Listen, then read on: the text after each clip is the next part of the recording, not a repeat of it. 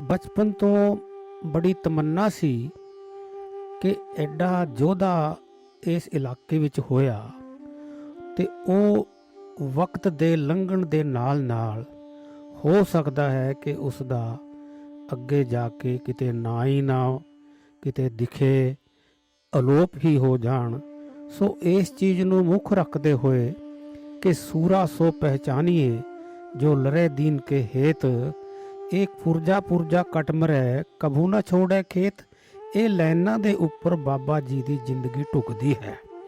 ਬਾਬਾ ਜੀ ਨੇ ਉਸ ਏਰੀਏ ਦੇ ਵਿੱਚ ਗੁਰਦੁਆਰਾ ਸਾਹਿਬ ਬਣਾਉਣ ਦੀ ਕੋਸ਼ਿਸ਼ ਕੀਤੀ, ਜਦੋਂ ਕਿ ਉਸ ਇਲਾਕੇ ਦੇ ਵਿੱਚ ਰੰਗੜ ਹੀ ਹੁੰਦੇ ਸਨ, ਮੁਸਲਮਾਨ ਹੀ ਹੁੰਦੇ ਸਨ, ਤੇ ਉਹ ਨਹੀਂ ਚਾਹੁੰਦੇ ਸਨ ਕਿ ਇੱਥੇ ਗੁਰਦੁਆਰਾ ਸਾਹਿਬ ਬਣਾਇਆ ਜਾਵੇ। ਖੈਰ, ਜੋ ਵੀ ਹੋਇਆ, ਉਹਨਾਂ ਦਾ ਇਹ ਤਮੰਨਾ ਸੀ ਕਿ ਗੁਰਦੁਆਰਾ ਬਣੇ, ਜ਼ਰੂਰ ਬਣੇ। ਔਰ ਬੜੀ ਅਜੀਬ ਗੱਲ ਇਹ ਹੈ ਕਿ ਸਾਰੇ ਇਲਾਕੇ ਦੇ ਵਿੱਚ 5-7 ਸਿੰਘ ਹੀ ਹੁੰਦੇ ਸਨ ਜੋ ਕਿ ਇਹਨਾਂ ਦੇ ਨਾਲ ਸੰਪਰਕ ਵਿੱਚ ਸਨ। ਟੋਹਾਣੇ ਦੇ ਵਿੱਚ ਇੱਕੋ ਇੱਕ ਪਰਿਵਾਰ, ਸਿੱਖ ਪਰਿਵਾਰ ਬਾਬਾ ਕਿਸ਼ਨ ਸਿੰਘ ਦਾ ਸੀਗਾ। ਖੈਰ, ਇਹਨਾਂ ਨੇ ਆਪਣੇ ਮਿਲਵਰਤਨ ਨਾਲ ਉਹਨਾਂ ਪਰਿਵਾਰਾਂ ਨੂੰ ਵੀ ਜੋੜ ਕੇ ਰੱਖਿਆ ਜਿਹੜੇ ਸਿੱਖੀ ਦੇ ਵਿੱਚ ਵਿਸ਼ਵਾਸ ਰੱਖਦੇ ਸਨ। ਔਰ ਇਹ ਜਿਹੜਾ ਉਹਨਾਂ ਦਾ ਜਜ਼ਬਾ ਸੀ, ਇਸ ਨੂੰ ਉਹਨਾਂ ਨੇ ਕਾਇਮ ਰੱਖਿਆ। ਔਰ ਇਹ ਜਜ਼ਬੇ ਤੇ ਪੂਰਨੇ ਪਾਉਂਦੇ ਹੋਏ ਉਹਨਾਂ ਨੇ ਪਹਿਲਾ ਕਦਮ ਇਹ ਚੁੱਕਿਆ ਕਿ ਇੱਥੇ ਟੋਹਾਣੇ ਦੇ ਵਿੱਚ ਹੀ ਗਰਲ ਸਕੂਲ ਦੀ, ਜਿੱਥੇ ਅੱਜ ਕੱਲ੍ਹ ਹੈ, ਉੱਥੇ ਨੇੜੇ ਤੇੜੇ ਕੁਝ ਜਗ੍ਹਾ ਤੇ ਕਬਜ਼ਾ ਕਰ ਲਿਆ। ਪਰ ਕਿਉਂਕਿ ਇਹ ਇਲਾਕਾ ਟੋਹਾਣੇ ਦਾ ਡਾਇਰੈਕਟ ਅੰਗਰੇਜ਼ਾਂ ਦੇ ਅੰਡਰ ਸੀ, ਔਰ ਇੱਥੇ ਦਾ ਜੋ ਥਾਣੇਦਾਰ ਸੀ, ਹੋਰ ਸੀ, ਉਹ ਵੀ ਮੁਸਲਮਾਨ ਸੀ। ਉਹ ਲੋਕ ਨਹੀਂ ਚਾਹੁੰਦੇ ਸਨ ਕਿ ਇੱਥੇ ਗੁਰਦੁਆਰਾ ਸਾਹਿਬ ਬਣੇ। ਖੈਰ, ਫਿਰ ਵੀ ਚਲੋ, ਇਹ ਗੈਰ ਕਾਨੂੰਨੀ ਵੀ ਸੀ ਤੇ ਸਰਕਾਰ ਵੀ ਨਹੀਂ ਚਾਹੁੰਦੀ ਸੀ, ਤੇ ਦੋਏ ਪਾਸੇ ਫਿਰ ਇੱਕ ਪਾਸੇ ਉਹਨਾਂ ਦਾ ਜ਼ੋਰ ਵੱਧ ਗਿਆ। ਉਹਨਾਂ ਨੇ ਆ ਜਿਹੜੀ ਬਾੜ ਕੀਤੀ ਸੀ, ਇਸ ਨੂੰ ਅੱਗ ਲਾ ਦਿੱਤੀ ਤੇ ਕਬਜ਼ਾ ਛਡਾ ਲਿਆ। ਉਸ ਤੋਂ ਬਾਅਦ ਇਹਦਾ ਮੁਕੱਦਮਾ ਵੀ ਚੱਲਦਾ ਰਿਹਾ ਤੇ ਉਹ ਜਿਹੜੇ ਹੈਗੇ ਨੇ ਉੱਥੇ ਦਿੱਲੀ ਵੀ ਇਸ ਮੁਕੱਦਮੇ ਦਾ ਤਾਰੀਖਾਂ ਤੇ ਜਾਂਦੇ ਰਹੇ। ਗੱਲ ਇਹ ਹੈ ਕਿ ਇਹ ਜੋ ਕਾਰਜ ਉਹਨਾਂ ਦਾ ਸੀ, ਇਹ ਪੂਰਾ ਨਹੀਂ ਚੜਿਆ। ਉਹਨਾਂ ਦੇ ਕੋਲ ਉਸ ਟਾਈਮ ਵੀ ਰੇਲਵੇ ਸਟੇਸ਼ਨ ਤੋਂ ਲੈ ਕੇ, ਜਿੱਥੇ ਅੱਜ ਕੱਲ੍ਹ ਰੇਲਵੇ ਸਟੇਸ਼ਨ ਹੈ, ਇਹ ਸ਼ਹਿਰ ਦੇ ਵਿੱਚ ਇੱਕ ਬੀਬੜੀਆਂ ਜੋੜੀਆਂ ਹੁੰਦੀਆਂ ਸੀ, ਜਿੱਥੇ ਅੱਜ ਕੱਲ੍ਹ ਪ੍ਰਾਇਮਰੀ ਸਕੂਲ ਹੈ। ਇੱਥੋਂ ਤੱਕ ਦੀ ਜਗ੍ਹਾ ਦੀ ਉਹ ਖੇਤੀ ਕਰਦੇ ਸਨ। ਉਸ ਟਾਈਮ ਤੇ ਪੱਟੇ ਦਾ ਰਿਵਾਜ ਹੁੰਦਾ ਸੀ, ਪੱਟੇ ਤੇ ਜਗ੍ਹਾ ਉਹਨਾਂ ਨੇ ਲਈ ਹੋਈ ਸੀ, ਜੋ ਕਿ ਮੇਰੇ ਖਿਆਲ ਦੇ ਵਿੱਚ 80-90 ਏਕੜ ਦੇ ਕਰੀਬ ਜਗ੍ਹਾ ਬਣਦੀ ਹੈ। ਔਰ ਅੱਜ ਉੱਥੇ ਲੱਖ ਰੁਪਏ ਗਜ ਨੂੰ ਵੀ ਜਗ੍ਹਾ ਨਹੀਂ ਮਿਲਦੀ। ਇਹ ਉਹਨਾਂ ਦੀ ਖੇਤੀ ਕਰਦੇ ਸਨ। ਔਰ ਨਾਲ ਦੀ ਨਾਲ ਜਜ਼ਬਾ ਜਿਹੜਾ ਸੀ ਉਹ ਇਹ ਬਰਕਰਾਰ ਰਿਹਾ ਕਿ ਗੁਰਦੁਆਰਾ ਬਣਾਉਣਾ ਹੈ।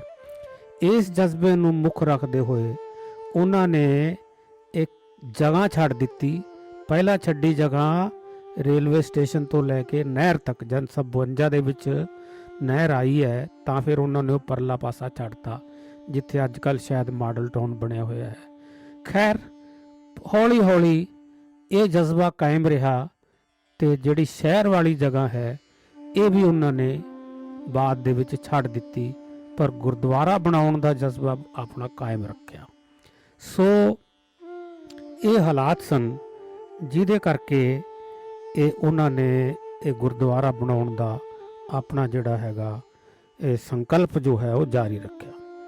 ਹੁਣ ਆਪਾਂ ਅੱਗੇ ਚੱਲਦੇ ਹਾਂ ਕਿ ਮੈਂ ਮੁੱਦਤ ਤੋਂ ਆਰਜ਼ੂ ਸੀ ਕਿ ਇੰਨਾ ਬੜਾ ਯੋਧਾ ਹੁੰਦਾ ਹੋਇਆ ਵੀ ਉਹਦੇ ਬਾਰੇ ਕੁਝ ਲਿਖਿਆ ਜਾਵੇ। ਮੈਂ ਬਚਪਨ ਤੋਂ ਇਹ ਚੀਜ਼ ਸੋਚ ਰਿਹਾ ਸੀ, ਕਿਉਂਕਿ ਮੈਂ ਬਚਪਨ ਦੇ ਵਿੱਚ ਵੀ ਸਨ 1962 ਤੱਕ ਮੈਂ ਉਹਨਾਂ ਦੇ ਨਾਲ ਸੌਂਦਾ ਰਿਹਾ, ਉਹਨਾਂ ਦੇ ਕਮਰੇ ਦੇ ਵਿੱਚ ਹੀ।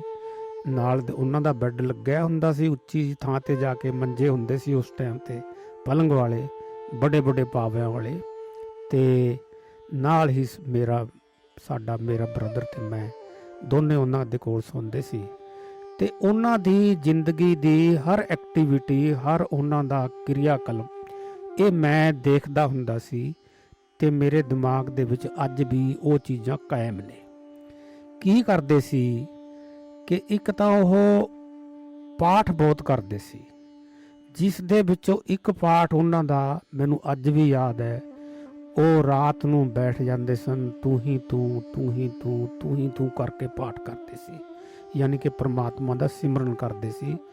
ਦੂਸਰਾ ਉਹਨਾਂ ਦਾ ਇਹ ਸੀ ਕਿ ਉਹ ਰਾਤ ਨੂੰ ਸੌਂਦੇ ਨਹੀਂ ਸੀ, ਤਿਆਰ ਪਰ ਤਿਆਰ ਹੋ ਕੇ ਉਹ ਗਲੀ ਦੇ ਵਿੱਚ ਇਹ ਨਹੀਂ ਪਤਾ ਲੱਗਦਾ ਸੀ ਕਿ ਕਿਹੜੇ ਖੂੰਜੇ 'ਚ ਲੱਗ ਕੇ ਖੜੇ ਨੇ। ਬਰਛਾ ਉਹਨਾਂ ਦੇ ਕੋਲ ਹੁੰਦਾ ਸੀ ਤੇ ਇਸ ਡਰ ਤੋਂ ਡਰਦੇ ਹੋਏ ਲੋਕ ਸਾਡੀ ਗਲੀ ਦੇ ਵਿੱਚ ਰਾਤ ਨੂੰ ਨਹੀਂ ਵੜਦੇ ਸੀ।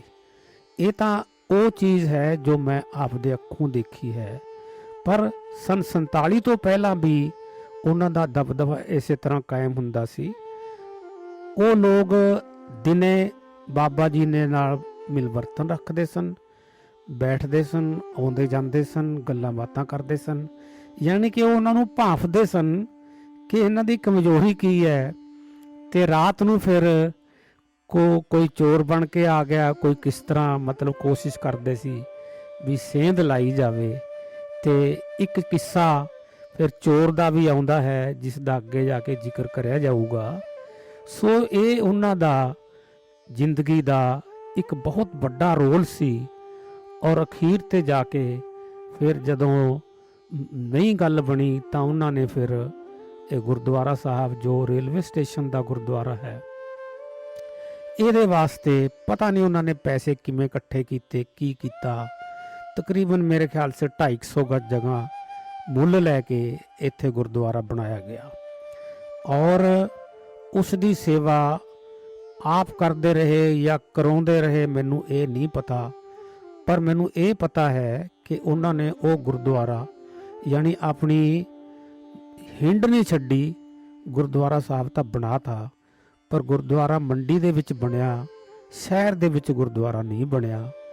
ਅਖੀਰ ਤੇ ਕੀ ਹੋਇਆ ਕਿ 15 ਅਗਸਤ ਦੀ ਰਾਤ ਨੂੰ, 14 ਅਗਸਤ ਦੀ ਰਾਤ ਨੂੰ ਜਦੋਂ ਬਟਵਾਰਾ ਹੋਇਆ, ਭਗਦੜ ਮਚੀ, ਲੋਕਾਂ ਨੇ ਸ਼ਹਿਰ ਨੂੰ ਛੱਡ ਕੇ ਜਾਣਾ ਸ਼ੁਰੂ ਕਰਤਾ।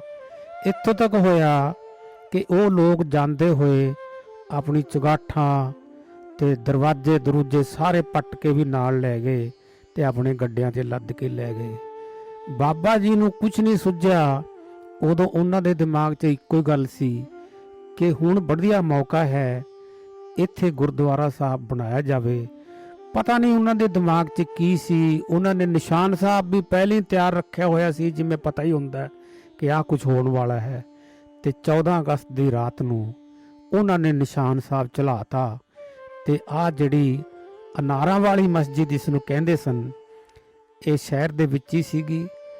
ਤੇ ਇੱਥੇ ਫਿਰ ਨਿਸ਼ਾਨ ਸਾਹਿਬ ਚਲਾ ਕੇ ਗੁਰਦੁਆਰਾ ਸਾਹਿਬ ਬਣਾਤਾ, ਜਿਹਦਾ ਨਾਮ ਗੁਰਦੁਆਰਾ ਸਿੰਘ ਸਭਾ ਰੱਖਿਆ ਗਿਆ। ਬਾਬਾ ਜੀ ਦੇ ਕਿੱਤੇ ਦੇ ਵਿੱਚ ਇੱਕ ਖਾਸ ਗੱਲ ਜ਼ਿਕਰਯੋਗ ਹੈ।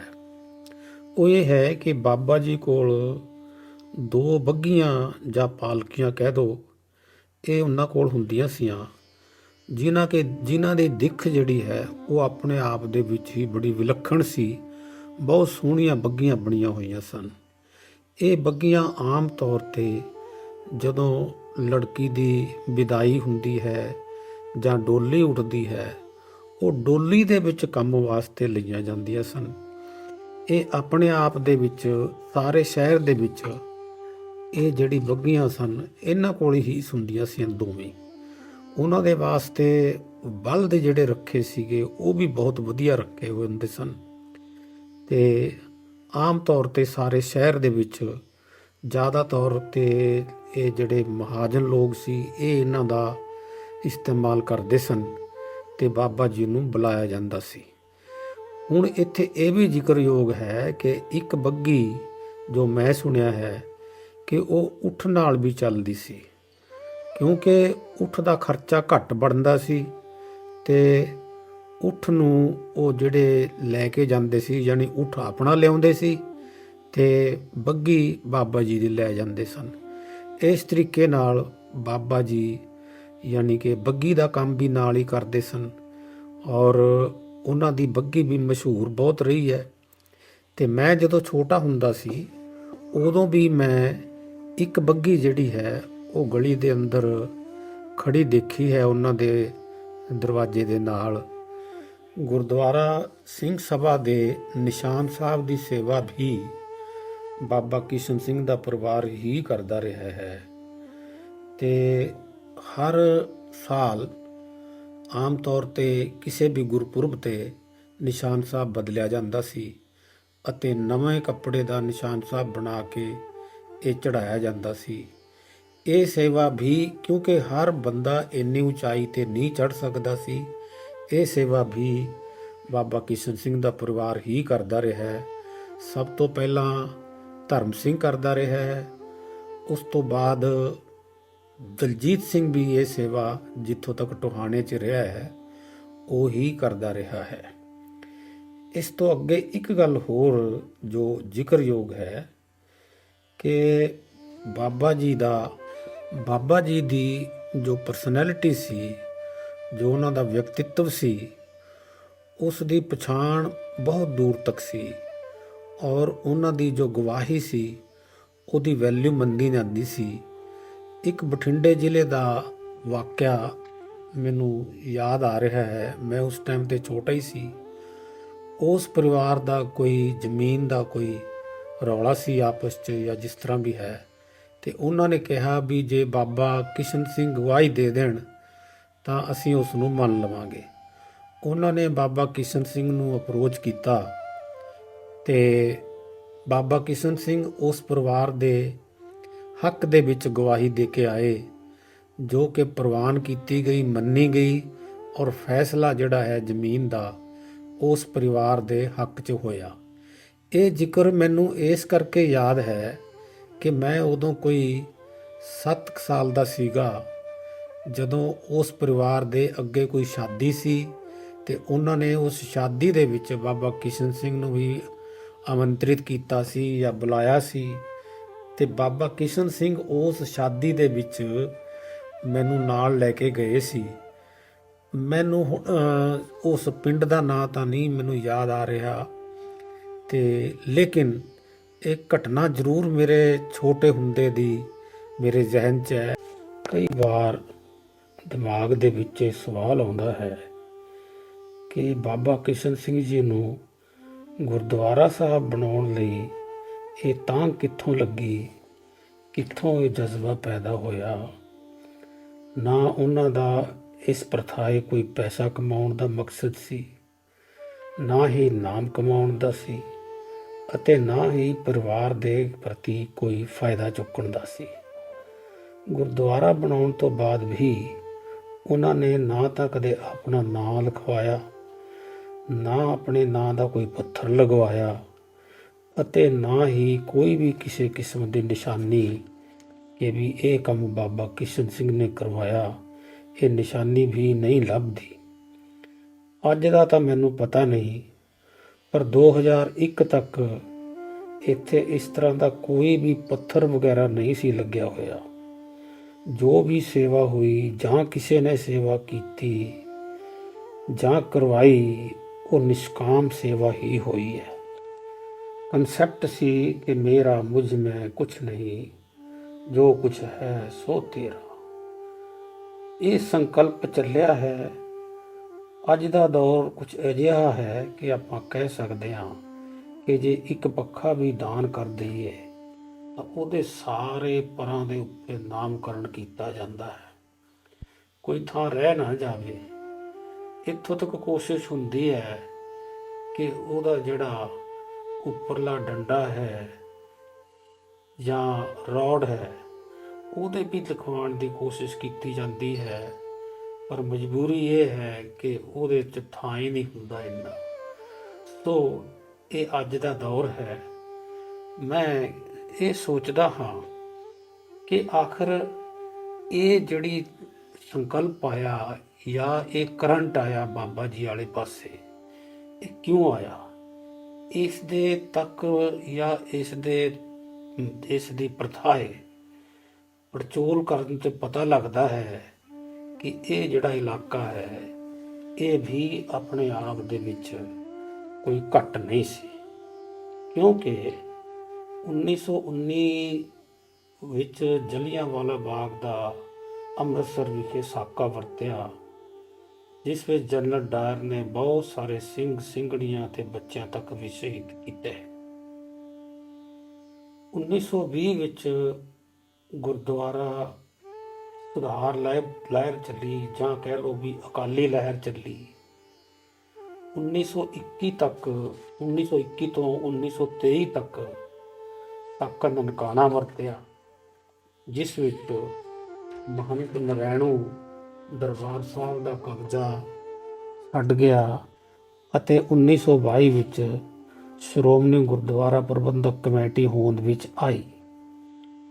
ਜੈਤੋਂ ਦਾ ਮੋਰਚਾ ਇਹ ਵੀ ਕੋਈ ਘੱਟ ਨਹੀਂ ਸੀ, 20 ਮਹੀਨੇ ਤੱਕ ਚੱਲਿਆ, ਜੋ ਕਿ 21 ਫਰਵਰੀ 1924 ਤੋਂ ਲੈ ਕੇ ਜੁਲਾਈ 1925 ਤੱਕ ਚੱਲਿਆ।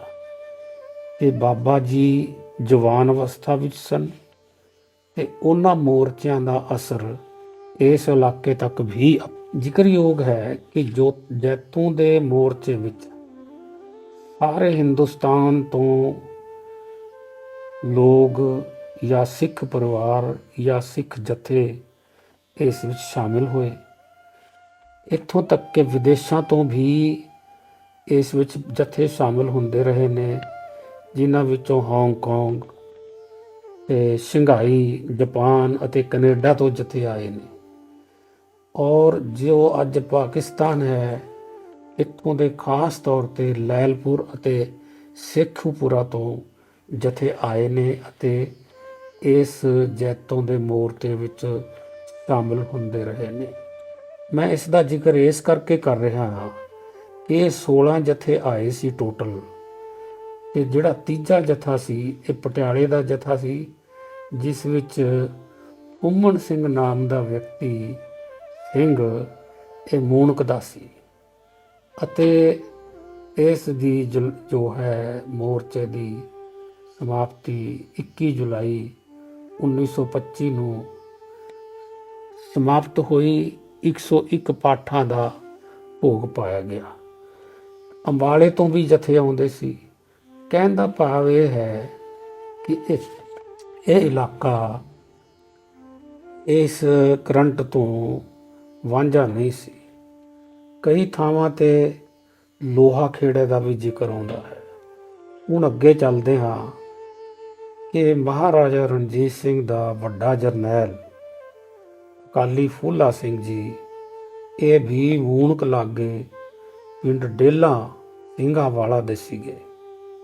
ਡੇਲਾ ਹੀ ਕਹਿ ਦਿੰਦੇ ਹਾਂ ਅਸੀਂ ਆਮ ਤੌਰ ਤੇ ਇੱਥੋਂ ਦੇ ਕਈ ਸਿੰਘ ਮਹਾਰਾਜਾ ਦੀ ਫੌਜ ਵਿੱਚ ਸ਼ਾਮਿਲ ਸਨ। ਇੱਥੋਂ ਤੱਕ ਕਿ ਕਈ ਸਿੰਘ ਅਣਦਾਣਾ ਅਤੇ ਇਸ ਦੇ ਲਾਗਲੇ ਪਿੰਡਾਂ ਦੇ ਵੀ ਸਨ। ਇਹਨਾਂ ਦੇ ਸ਼ਸਤਰ ਬਾਅਦ ਵਿੱਚ ਵੀ ਮਿਲਦੇ ਰਹੇ ਹਨ ਅਤੇ ਅੰਗਰੇਜ਼ਾਂ ਨੇ ਜਾਂ ਅੰਗਰੇਜ਼ਾਂ ਤੋਂ ਡਰਦੇ ਮਾਰੇ ਜਾਂ ਅੰਗਰੇਜ਼ਾਂ ਦਾ ਸਾਰਾ ਰਾਜ ਜਦੋਂ ਸਥਾਪਿਤ ਹੋ ਗਿਆ, ਉਹ ਸ਼ਸਤਰ ਜਿਹੜੇ ਸੀਗੇ ਖੂਹਾਂ ਵਿੱਚੋਂ ਸਿੱਟੇ ਹੋਏ ਵੀ ਮਿਲੇ ਹਨ। ਇਹਨਾਂ ਮੋਰਚਿਆਂ ਦੀ ਖਾਸ ਗੱਲ ਇਹ ਸੀ ਕਿ ਸਿੰਘ ਅਰਦਾਸ ਕਰਕੇ ਚੱਲਦੇ ਸਨ।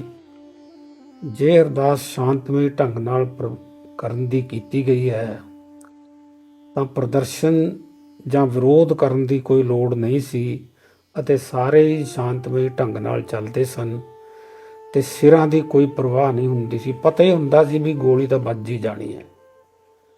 ਪਰ ਜੇ ਅਰਦਾਸ ਸ਼ਸਤਰਧਾਰੀ ਹੋ ਕੇ ਅਤੇ ਸ਼ਸਤਰ ਚਲਾਉਣ ਦੀ ਕੀਤੀ ਹੋਵੇ ਤਾਂ ਫਿਰ ਸਿੰਘ ਲੜਾਈ ਵੀ ਕਰਦੇ ਸਨ ਅਤੇ ਅੰਗਰੇਜ਼ ਡਰ ਵੀ ਜਾਂਦੇ ਸਨ। ਤੇ ਇਹ ਮਹੰਤਾਂ ਤੋਂ ਜੋ ਕਬਜ਼ੇ ਛੁਡਾਏ ਗਏ ਸਨ, ਇਹ ਇਸੇ ਲੜਾਈ ਦਾ ਜਾਂ ਇਸੇ ਦਹਿਸ਼ਤ ਦਾ ਅਸਰ ਸੀਗਾ। ਸੋ ਕਹਿ ਸਕਦੇ ਹਾਂ ਕਿ ਇਹਨਾਂ ਸਾਕਿਆਂ ਅਤੇ ਬੱਬਰ ਅਕਾਲੀ ਲਹਿਰ ਦਾ ਅਸਰ ਇਸ ਇਲਾਕੇ ਤੇ ਵੀ ਸੀ। ਫਿਰ ਬਾਬਾ ਕਿਸ਼ਨ ਸਿੰਘ ਜੀ ਇਸ ਅਸਰ ਤੋਂ ਕਿਵੇਂ ਪਿੱਛੇ ਰਹਿ ਸਕਦੇ ਸੀ। ਸੋ ਇਹ ਕਹਿਣ ਦਾ ਮਤਲਬ ਹੈ ਕਿ ਇਸ ਇਲਾਕੇ ਵਿੱਚ ਵੀ ਕੁਝ ਪਰਿਵਾਰ ਅਕਾਲੀਆਂ ਦੇ ਨਾਮ ਨਾਲ ਹੀ ਮਸ਼ਹੂਰ ਸਨ। ਅਕਾਲੀਆਂ ਦੇ ਨਾਮ ਨਾਲ ਹੀ ਮਸ਼ਹੂਰ ਸਨ। ਖਾਸ ਤੌਰ ਤੇ ਇੱਥੋਂ ਦੇ ਕਈ ਪਿੰਡਾਂ ਦੇ ਮਸ਼ਹੂਰ ਅਕਾਲੀ ਸਨ, ਜਿਹਦੇ ਵਿੱਚੋਂ ਗਨੋਟਾ, ਕੁਦਨੀ, ਹਾਂਡਾ, ਇਹ ਪਿੰਡਾਂ ਦੇ ਨਾਂ ਆਮ ਤੌਰ ਤੇ ਆਉਂਦੇ ਹਨ। 1947 ਤੱਕ ਬਾਬਾ ਜੀ ਦਾ ਸਾਰਾ ਪਰਿਵਾਰ ਪੂਰਾ ਸਿੱਖੀ ਬਾਣੇ ਵਿੱਚ ਰਹਿੰਦਾ ਸੀ। ਸਾਰਿਆਂ ਦੇ ਗਾਤਰੇ ਕਿਰਪਾਨਾਂ ਪਾਈਆਂ ਹੁੰਦੀਆਂ ਸਨ ਅਤੇ ਦੂਰੋਂ ਪਹਿਚਾਣੇ ਜਾਂਦੇ ਸਨ ਕਿ ਸਿੰਘ ਜਾਂ ਸਿੰਘਣੀ ਆ ਰਹੇ ਹਨ। ਸੋ ਅਰਦਾਸ ਦਾ ਬਹੁਤ ਵੱਡਾ ਮਹੱਤਵ ਹੁੰਦਾ ਸੀ ਅਤੇ ਅਰਦਾਸ ਨੂੰ ਪੂਰੀ ਤਰ੍ਹਾਂ ਸਮਰਪਿਤ ਵੀ ਸਨ। ਇਹ ਬਾਬਾ ਕਿਸ਼ਨ ਸਿੰਘ ਤੇ ਵੀ ਗੱਲ ਢੁੱਕਦੀ ਹੈ। ਅੱਜ ਅਰਦਾਸ ਦਾ ਮਕਸਦ ਜੋ ਹੈ ਉਹ ਕੁਝ ਹੋਰ ਬਣ ਚੁੱਕਿਆ ਹੈ। ਅੱਜ ਤਾਂ ਅਰਦਾਸ ਕਰ ਦਿੱਤੀ ਜਾਂਦੀ ਹੈ ਕਿ ਮੈਂ ਮਰਨ ਵਰਤ ਤੇ ਹਾਂ, ਤੇ ਨਾਲ ਇਹ ਕਿਹਾ ਹੁੰਦਾ ਹੈ ਕਿ ਤੁਸੀਂ ਜਿਵੇਂ ਮਰਜ਼ੀ ਕਰਨਾ, ਇਹ ਮਰਨ ਵਰਤ ਛੁਡਵਾ ਲੈਣਾ। ਸੋ ਇਹ ਜਿਹੜੀ ਪ੍ਰਵਿਰਤੀ ਹੈ ਉਸ ਵੇਲੇ ਉਹਨਾਂ ਅਕਾਲੀ ਯੋਧਿਆਂ ਤੇ ਨਹੀਂ ਢੁਕਦੀ ਸੀ। ਜੇ ਅਰਦਾਸ ਕਰਤੀ ਕਿ ਭੋਜਨ ਨਹੀਂ ਗ੍ਰਹਿਣ ਕਰਨਾ ਤਾਂ ਨਹੀਂ ਕਰਨਾ। ਸੋ ਬਾਬਾ ਜੀ ਨੇ ਵੀ ਇਸੇ ਤਰ੍ਹਾਂ ਭੋਜਨ ਨਾ ਗ੍ਰਹਿਣ ਕਰਨ ਦੀ ਅਰਦਾਸ ਕੀਤੀ ਅਤੇ 1962 ਦੇ ਵਿੱਚ ਬਾਬਾ ਜੀ ਅਕਾਲ ਚਲਾਣਾ ਕਰ ਗਏ। ਮੈਂ ਉਸ ਵੇਲੇ 6ਵੀਂ ਜਮਾਤ 'ਚ ਪੜ੍ਹਦਾ ਸੀ। ਮੈਨੂੰ ਯਾਦ ਹੈ ਬੜੀ ਕੋਸ਼ਿਸ਼ ਕੀਤੀ ਗਈ ਬਾਬਾ ਜੀ ਨੂੰ ਅੰਨ ਤੇ ਜਲ ਛਕਾਉਣ ਦੀ, ਪਰ ਉਹ ਨਹੀਂ ਮੰਨੇ। ਅਖੀਰ ਨੂੰ ਉਹ ਅਕਾਲ ਚਲਾਣਾ ਕਰ ਗਏ। ਇਹਨਾਂ ਸਾਰੀਆਂ ਲਹਿਰਾਂ ਦਾ ਅਸਰ ਸੀ ਕਿ ਗੁਰਦੁਆਰਾ ਸਾਹਿਬ ਬਣਾਉਣ ਦਾ ਸੰਕਲਪ ਉਹਨਾਂ ਦੇ ਦਿਮਾਗ ਦੇ ਵਿੱਚ ਚੱਲ ਹੀ ਰਿਹਾ ਸੀ। ਖਾਸ ਤੌਰ ਤੇ ਸਿੰਘ ਸਭਾ ਲਹਿਰ, ਜਿਸ ਦੇ ਅਸਰ ਤੋਂ ਬਿਨਾਂ ਇਸ ਇਲਾਕੇ ਦੇ ਵਿੱਚ ਗੁਰਦੁਆਰਿਆਂ ਦੀ ਹੋਂਦ ਦੀ ਇੱਕ ਲਹਿਰ ਚੱਲੀ ਤੇ ਉਸ ਲਹਿਰ ਦੇ ਸਦਕੇ ਬਾਬਾ ਕਿਸ਼ਨ ਸਿੰਘ ਨੇ ਵੀ ਇਸ ਦਾ ਨਾਂ ਜੋ ਹੈ ਸਿੰਘ ਸਭਾ ਰੱਖਿਆ ਗਿਆ। ਇਸ ਗੁਰਦੁਆਰੇ ਦਾ ਨਾਂ ਅੱਜ ਵੀ ਗੁਰਦੁਆਰਾ ਸਿੰਘ ਸਭਾ ਹੀ ਹੈ। ਇਸ ਤਰ੍ਹਾਂ ਦਾ ਕੁਝ ਨਹੀਂ ਹੋਇਆ ਕਿ ਕਿਸੇ ਜਾਤੀ ਜਾਂ ਬਰਾਦਰੀ ਦੇ ਨਾਂ ਤੇ ਗੁਰਦੁਆਰੇ ਦਾ ਨਾਂ ਰੱਖਿਆ ਗਿਆ ਹੋਵੇ। ਇਸ ਤਰ੍ਹਾਂ ਦਾ ਰਿਵਾਜ ਅੱਜ ਤੱਕ, ਜਾਂ ਇਹ ਕਹਿ ਲਓ ਕਿ ਅੱਜ ਕੱਲ੍ਹ ਇਹ ਬਹੁਤ ਜ਼ੋਰ ਪਕੜ ਚੁੱਕਿਆ ਹੈ, ਜੋ ਕਿ ਸਿੱਖ ਜਗਤ ਨੂੰ ਜੋੜਨ ਦੀ ਬਜਾਏ ਤੋੜਨ ਦਾ ਕੰਮ ਕਰ ਰਿਹਾ ਹੈ। ਜਾਤੀਆਂ ਅਤੇ ਆਧਾਰਾਂ ਦੇ ਗੋਤਾਂ ਦੇ ਨਾਂ ਤੇ ਇਹ ਗੁਰਦੁਆਰੇ ਬਣਾਏ ਜਾ ਰਹੇ ਹਨ।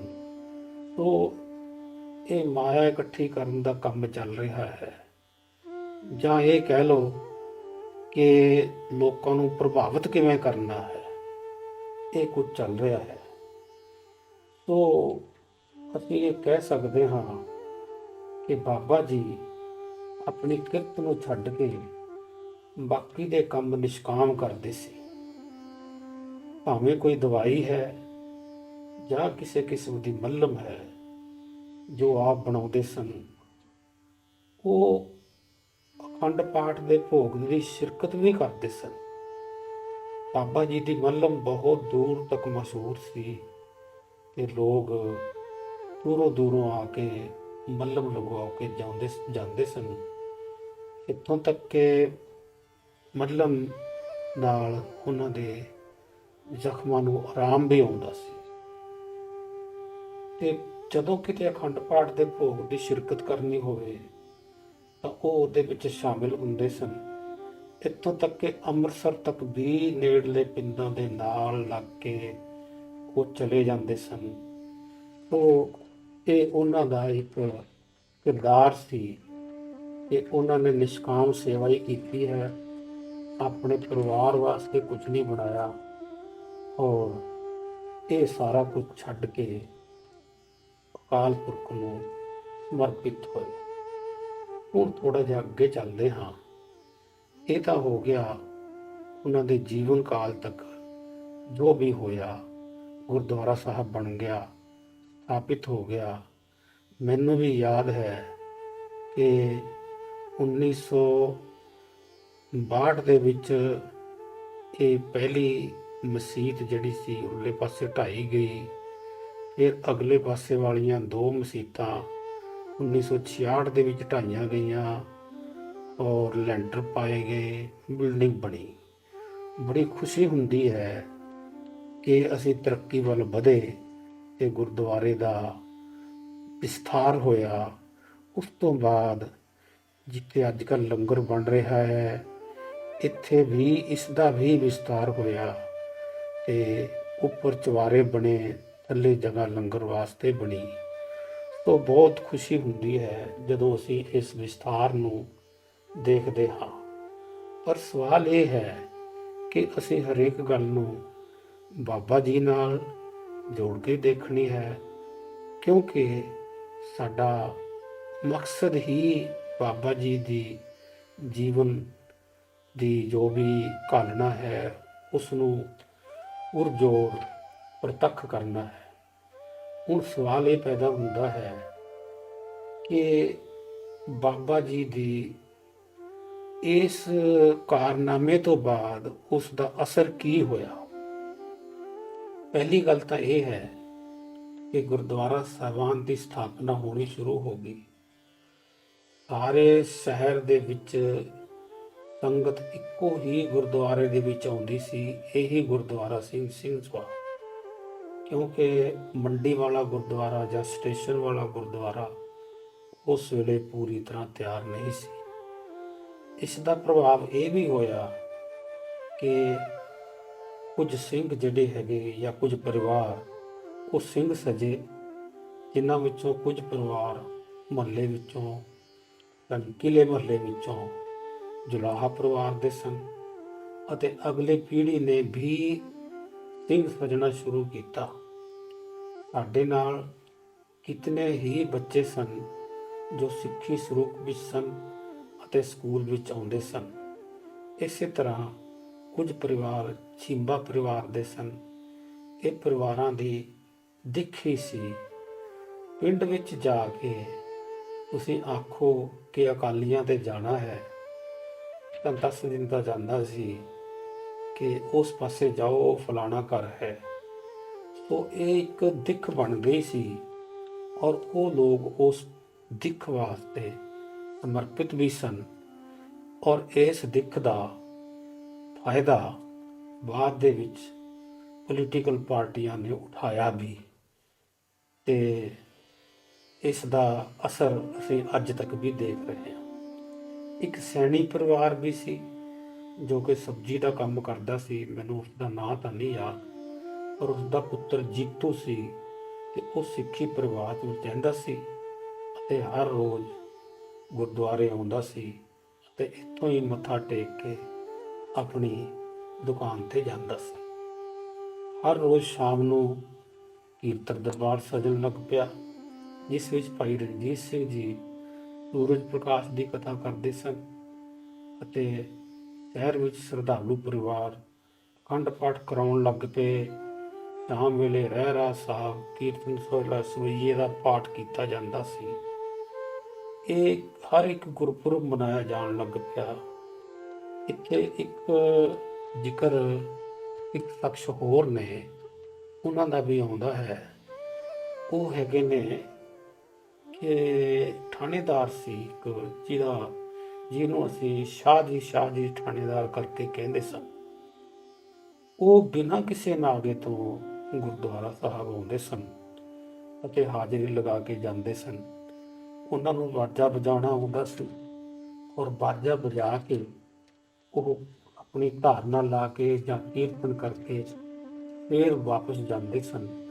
ਕਈ ਦਫਾ ਅਗਰ ਉਹਨਾਂ ਨੂੰ ਲੱਗਦਾ ਸੀ ਕਿ ਇਹ ਕੰਮ ਅੱਜ ਮੁਸ਼ਕਿਲ ਹੈ ਤਾਂ ਉਹ ਸਾਧ ਸੰਗਤ ਜੀ ਗੁਰਦੁਆਰੇ ਵਿੱਚ ਆ ਕੇ ਮਾਫੀ ਮੰਗ ਕੇ ਕਿ ਅੱਜ ਮੈਨੂੰ ਕੰਮ ਹੈ, ਮੇਰੀ ਇੰਨੀ ਹਾਜ਼ਰੀ ਪਰਵਾਨ ਕਰਨਾ, ਫਿਰ ਜਾਂਦੇ ਸਨ। ਉਹ ਮੈਨੂੰ ਇਹ ਲੱਗਦਾ ਹੈ ਕਿ ਉਹ ਦਿੱਲੀ ਵਿੱਚ ਸੈਟਲ ਹੋ ਗਏ ਹਨ ਸੋ ਇਹ ਉਹਨਾਂ ਦਾ ਉਸ ਵੇਲੇ ਤੋਂ ਬਾਅਦ ਯਾਨੀ ਕਿ ਉਹਨਾਂ ਦਾ ਜ਼ਿਕਰ ਵੀ ਆਉਂਦਾ ਹੈ ਔਰ ਇਹ ਸੰਗਤ ਤੇ ਅਸਰ ਵੀ ਹੋਇਆ। ਇੱਕ ਇੱਕ ਤਾਂਘ ਕਮੇਟੀ ਦੇ ਅੰਦਰ ਸੀ ਅਤੇ ਸੰਗਤ ਵਿੱਚ ਵੀ ਰਹਿੰਦੀ ਸੀ ਕਿ ਗੁਰਦੁਆਰੇ ਵਿੱਚ ਹੋਰ ਕੁਝ ਬਣਾਇਆ ਜਾਵੇ, ਹੋਰ ਕੁਝ ਬਣਾਇਆ ਜਾਵੇ, ਸੁਧਾਰ ਕੀਤੀ ਜਾਵੇ। ਤੋ ਉਹ ਸੁਧਾਰ ਅੱਜ ਵੀ ਚੱਲ ਰਿਹਾ ਹੈ। ਮੈਨੂੰ ਇੱਕ ਗੱਲ ਦੀ ਬੜੀ ਖੁਸ਼ੀ ਹੈ ਕਿ ਅੱਜ ਇਸੇ ਬਿਲਡਿੰਗ ਦਾ ਨਵੀਨਕਰਨ ਹੋ ਰਿਹਾ ਹੈ ਤੇ ਬਹੁਤ ਖੁਸ਼ੀ ਹੈ। ਨੀਂਹ ਤਾਂ ਪੁਰਾਣੀ ਹੀ ਹੈ ਨਾ, ਭਾਵੇਂ ਜੋ ਮਰਜ਼ੀ ਬਣਾਓ, ਨੀਂਹ ਪੱਕੀ ਹੋਣੀ ਚਾਹੀਦੀ ਹੈ। ਤੋ ਇਹ ਸਾਰਾ ਕੁਝ ਰੇ ਜੋ ਹੈ, ਜੋ ਵੀ ਕੁਝ ਵਰਤ ਰਿਹਾ ਹੈ, ਇਹ ਨੀਂਹ ਬਾਬਾ ਜੀ ਦੀ ਹੀ ਰੱਖੀ ਹੋਈ ਹੈ। ਇਹਨਾਂ ਸ਼ਬਦਾਂ ਦੇ ਨਾਲ ਪੂਰਾ ਸੋ ਪਹਿਚਾਨੀਏ ਜੋ ਲਰੇ ਦੀਨ ਕੇ ਹੇਤ, ਪੁਰਜਾ ਪੁਰਜਾ ਕਟ ਮਰੇ ਕਬੂ ਨਾ ਛੋੜੇ ਖੇਤ। ਵਾਹਿਗੁਰੂ ਜੀ ਕਾ ਖਾਲਸਾ, ਵਾਹਿਗੁਰੂ ਜੀ ਕੀ ਫਤਿਹ।